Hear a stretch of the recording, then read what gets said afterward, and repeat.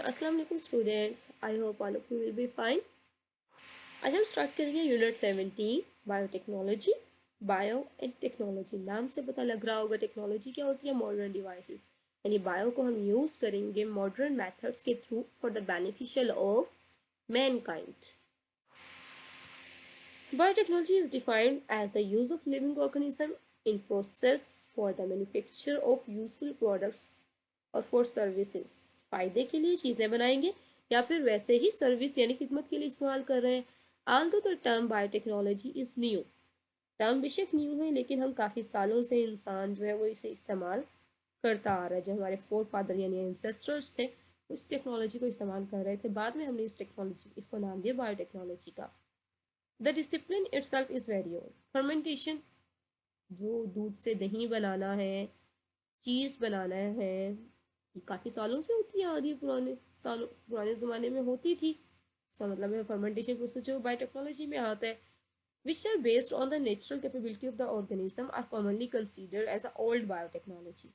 इसमें हम ऑर्गेनिज्म की बैक्टीरिया जो है वही दूध को दही में बनाते हैं ना, और इसके अलावा दूध से पनीर बनाने में भी बैक्टीरिया रोल प्ले करते हैं। तो इसका मतलब है हम पहले से ही जो ऑर्गेनिज्म था उसको अपने फ़ायदे के लिए इस्तेमाल करते आ रहे हैं, लेकिन उस वक्त हमें पता नहीं था कि ये जो प्रोसेस होता है ये माइक्रो ऑर्गेनिजम्स की वजह से हो रहा है।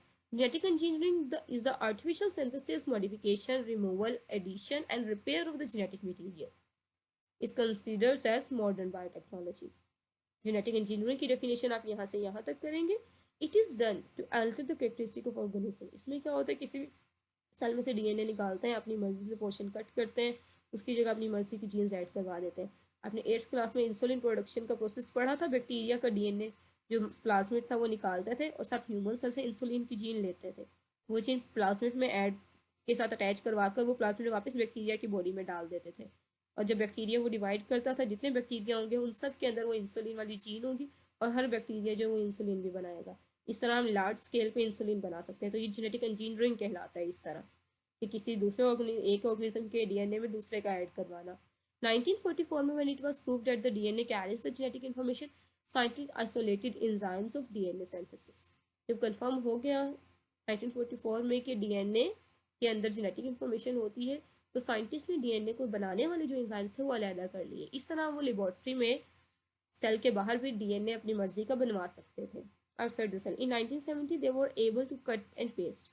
70 में वो इस काबिल हो चुके थे कि दो डीएनए को कट करें और उनको आपस में अटैच करवा सकें।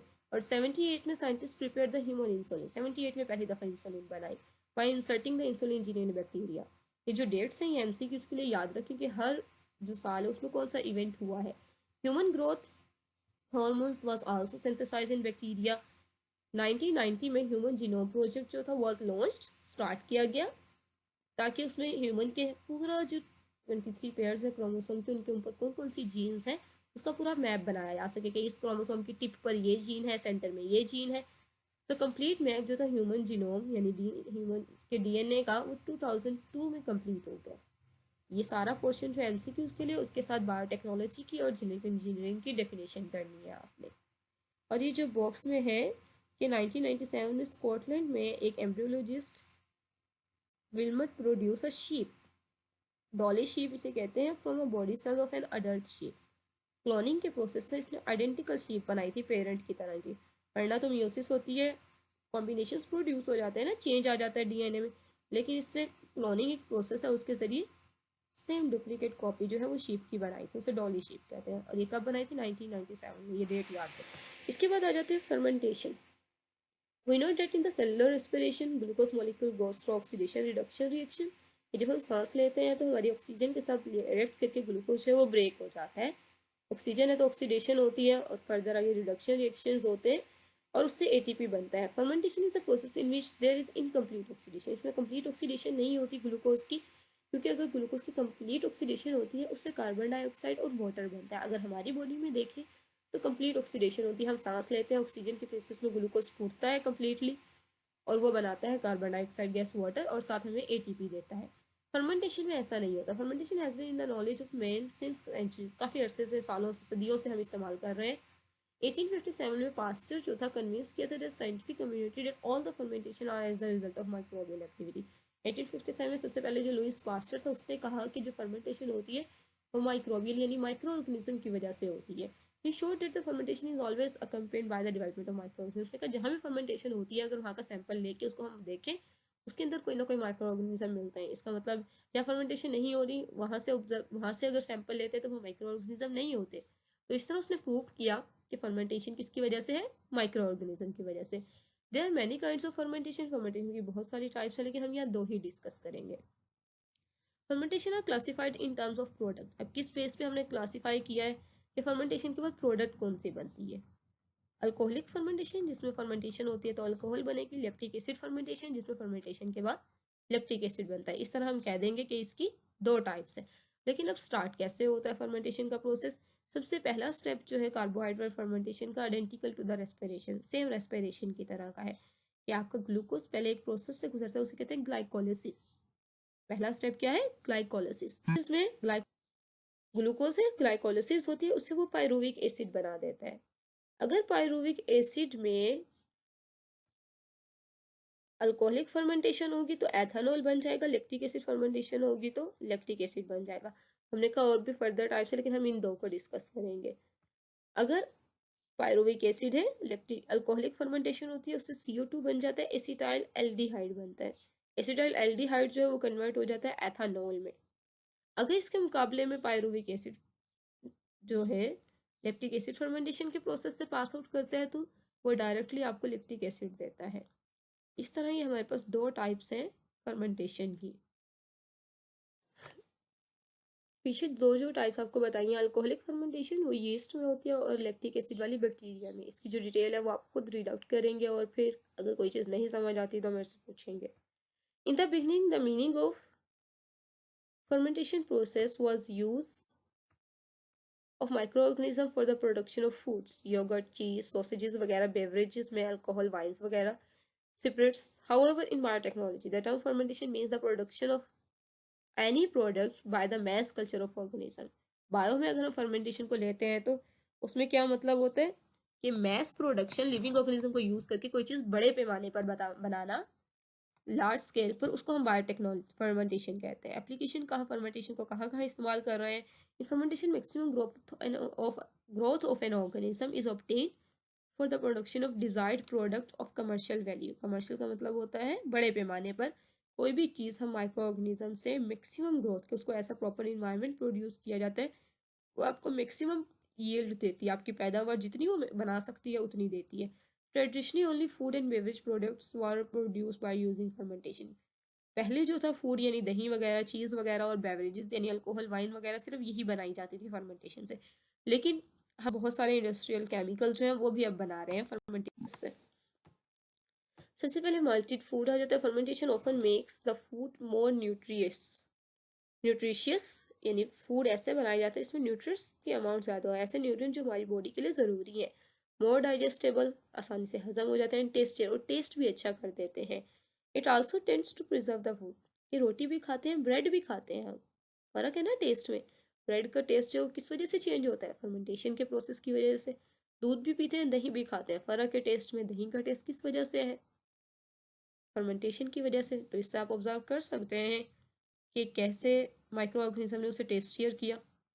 Lowering the need of for refrigeration, उसके साथ रेफ्रिजरेशन यानी फ्रिज में रखने की चीज़ महफूज करने की वो भी कम कर देती हैं। कि अचार है वरना हम आम वगैरह ज़्यादा अरसे तक स्टोर करके नहीं रख सकते, लेकिन अगर वो पिकल्स की फॉर्म में हो तो वो ज़्यादा लंबे अरसे तक स्टोर किया जा सकता है। The following groups are included in the fermented food. Cereal products आते हैं। Bread is the commonest type of fermented cereal product. Wheat dough is fermented by Saccharomyces cerevisiae along with some lactic acid bacteria. इसके ज़रिए हम जो bread है उसको ferment करते हैं और फिर आगे बेक कर लेते हैं। डेयरी प्रोडक्ट्स में चीज़ और योगर्ट आता है, मोस्ट इंपॉर्टेंट फर्मेंटेशन प्रोडक्ट्स हैं। Cheeses form from milk protein is coagulated, जब मिल्क प्रोटीन कोएगुलेट होती है। This happens when the acid produce by the lactic acid bacteria reacts with milk protein. Lactic acid से जो acid बनता है वो milk के साथ रिएक्ट करता है और उसकी प्रोटीन को कोएगुलेट कर देता है। और जो योगर्ट है वो भी लैक्टिक एसिड बैक्टीरिया की वजह से बनती है। उसके बाद फ्रूट एंड वेजिटेबल प्रोडक्ट्स जो है, fermentation is usually used along with salt and acid. Salt और एसिड ऐड करवा के to preserve the pickle fruits and vegetables. इनको महफूज करने के लिए जो है वो सॉल्ट वगैरह ऐड किए जाते हैं जो फर्मेंटेशन करवाते हैं। इसके बाद हमारे पास बेवरेज प्रोडक्ट्स कौन सी है? Beer is produced from cereal grains, गंदम जो होती है उससे बेयर बनाई जाती है। Have been malted, dried and ground into the fine powder, fine powder में उसे कन्वर्ट किया जाता है। Fermentation of the powder is done by yeast, फिर उस पाउडर में यीस्ट ऐड की जाती है और फर्मेंटेशन की जाती है। This process breaks the glucose, glucose को पाउडर, जो पाउडर के अंदर ग्लूकोज था उसको ब्रेक करके पायरुविक एसिड बनाता है और फिर उससे एथानॉल, जो पीछे हमने अल्कोहलिक फर्मेंटेशन में रिएक्शन पढ़ा था सेम वैसे। और ग्रेप्स जो है उसको डायरेक्टली फर्मेंट किया जाता है यीस्ट से और वो कन्वर्ट हो जाता है वाइन में। इसी तरह कुछ इंडस्ट्रियल प्रोडक्ट्स हैं जो बनाई जाती हैं। The following are the important industrial products through the process of fermentation. उसमें है फॉर्मिक एसिड, वो एस्परजिलस बैक्टीरिया से बनाया जाता है। Use in textile dyeing, textile में डाइंग का मतलब कलर करने में इस्तेमाल होता है। लेदर ट्रीटमेंट मैन्युफैक्चर, चमड़ा जो होता है उससे लेदर बैग्स वगैरह बनाते हैं। शूज और जैकेट्स बनाने के लिए उसके लिए इस्तेमाल करते हैं। इलेक्ट्रोप्लेटिंग, रबड़, इलेक्ट्रोप्लेटिंग एक मेटल पे दूसरे की लेयर लगाने के लिए, रबड़ मैन्युफैक्चरिंग के लिए। नेक्स्ट आते हैं एथानॉल पर। एथानॉल जो है वो सेक्रोमाइसिस सर्विसेज से लिया जाता है। यूज्ड एज सॉल्वेंट, काफ़ी सारे केमिकल्स को हल करने की एबिलिटी रखता है। अल्कोहल है तो ऑर्गेनिक कंपाउंड जो है वो हल करने के लिए। Use in the production of vinegar, सिरका बनाने में। एंड बेवरेजेस, यानी हमारे पास जो बेयर और वाइन है उसके लिए। ग्लिसरॉल है, कंपाउंड का नाम है, सेक्रोमाइसिस से ही बनाते हैं ये भी। यूज्ड एज सॉल्वेंट, ये भी सॉल्वेंट के तौर पे हल होता है इन प्रोडक्शन ऑफ प्लास्टिक बनाने में, कॉस्मेटिक एंड सोप साबुन बनाने में, प्रिंटिंग में एंड स्वीटनर के तौर पर। इसके बाद एक्राइलिक एसिड है, ये बेसिलस बैक्टीरिया से होता है, बेसिलस बैक्टीरिया की टाइप है। Use in the production of plastic, ये भी प्लास्टिक बनाने में। यानी जो कॉमन है वो आप डायरेक्ट यूज याद कर सकते हैं कि एथनॉल ग्लिसरॉल सॉल्वेंट में है और फिर विनीगर और बेवरेजेस में है। इसमें क्या आ जाता है? प्लास्टिक में ग्लिसरॉल और एक्राइलिक एसिड दोनों में सेम कॉमन है प्लास्टिक का।